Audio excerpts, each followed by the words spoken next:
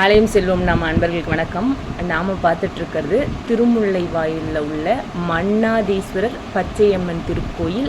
பல அதிசயங்களையும் நடக்கவே நடக்காதுன்னு நினச்சி எத்தனையோ தடைப்பட்ட காரியங்களையும் பல அற்புதங்களையும் நிகழ்த்தி காட்டியவங்க தான் இந்த பச்சையம்மன். நீங்கள் இது வரைக்கும் இந்த கோயில் போயிட்டு வரலன்னா மறக்காமல் போயிட்டு வாங்க, நிச்சயம் போயிட்டு வாங்க. உங்களுக்கு எப்பேற்பட்ட தடைப்பட்ட காரியம் வந்தாலும் இந்த கோயில் போயிட்டு வந்தால் நடக்குங்க. பல பேருக்கு குலதெய்வமாக விளங்குறவங்க தான் இந்த பச்சையம்மன். களத்திர தோஷம் நீங்குதல், சுவாமி கிட்ட அருள்வாக்கு கேட்கறது, நமக்கு கண் திருஷ்டி இருந்தால் போக, பில்லி சூனியம் ஏவல், தொழில் வியாபார நஷ்டம், இந்த மாதிரி ஏதாவது இருந்தால், இல்லை கல்யாணம் கூடி தடைப்பட்டு போயிடுச்சு, வயது மூப்பால் கல்யாணம் ஆகலை, வயசு ஆகிட்டே இருக்குது, சரியான வரன் அமையலை, இல்லை வரன் அமையுது கல்யாணம் கிட்ட வரைக்கும் வருது, ஏதோ ஒரு காரணத்தினால தடைப்பட்டு போகுது, ரொம்ப நாளாக குழந்தைக்காக வெயிட் பண்ணிகிட்ருக்கோம் ஆனால் குழந்தை கிடைக்கல, ரொம்ப நாளாக நாங்கள் இதுக்கு போகாத கோயில் இல்லை, வேண்டாத தெய்வம் இல்லைன்னு சொல்கிறவங்கெல்லாம் இந்த கோயிலுக்கு போயிட்டு வாங்க. இந்த பச்சையம்மன் கிட்ட போய் வேண்டிட்டு வாங்க.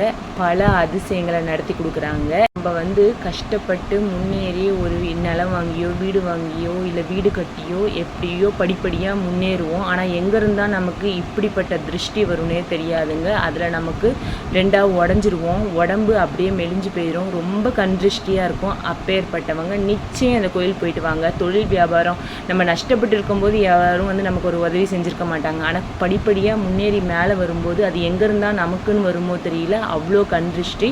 அத்தனையும் இந்த கோயில் போயிட்டு வந்தால் நம்ம விட்டு விலகுங்க. இதெல்லாம் சத்தியமான உண்மை. இந்த கோயிலுக்கு போயிட்டு வர வர நம்ம வாழ்க்கை முன்னேறுங்க. இந்த அம்மன் கிட்ட போய் நம்ம கஷ்டத்தை கொட்ட கொட்ட இந்த அம்மன் நமக்கு நல்லதையே செய்கிறாங்க. இந்த கோயிலில் சிற்பங்கள் ஒவ்வொன்றும் அப்படி தாங்க இருக்குது. சில இடத்துலலாம் என்னால் அந்த இடத்த விட்டு நகரவே முடியல.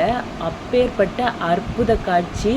மனசு இந்த அம்மனை பார்க்கும்போதே, பச்சை நேரத்தில் இந்த அம்மனை பார்க்கும்போதே நமக்கு மழை போல் வந்த கஷ்டம்லாம் பனி போல் உருகிடுது. இங்கே இந்த ஐயனார் பார்க்கும்போது அவ்வளோதாங்க, அவர் நம்மளை பார்த்துப்பார். ஒருத்தர் இருக்காருங்க நமக்காக, இவர் நம்மளை பார்த்துப்பாருன்னு சொல்லுவோம் தெரியுமா, அப்படி தாங்க இருக்குது இந்த ஐயனாரை பார்க்கும்போது. என்ன ஒரு தேஜஸ், அப்படியே ஜைஜாண்டிக்காக இருக்கார். இவரை பார்க்கும்போதே நம்ம மனசில் இருக்க எல்லா குறைகளும் நீங்கி போயிடுது. இவங்கெல்லாம் காவல் தெய்வம், நம்மளை காப்பாற்றுற தெய்வம்.